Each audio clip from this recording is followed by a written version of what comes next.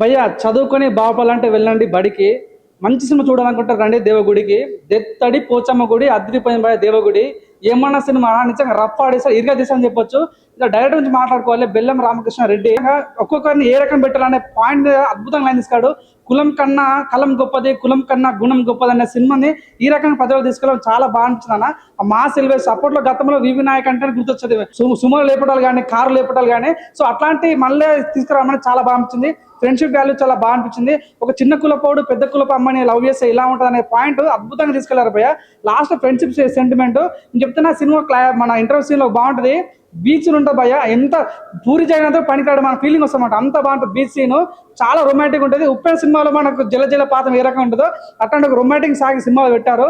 ఊచకోత అనిపించింది. నాకు చాలా చాలా బాగుంటుంది అనిపించింది. ఒకటి ఏంటంటే నాకు ఈ సినిమాలో బాగా నచ్చిపోయిందంటే ఆ కులం అనే పాయింట్ తీసుకోవడం చాలా గ్రేట్ అనిపించింది. సో ఓవరాల్ అయితే ప్రతి ఒక్కరికి చిన్నలకి పెద్దలకి ప్రతి ఒక్కరు కూడా ఈ సినిమా చాలా బాగా కనెక్ట్ అంటున్నా.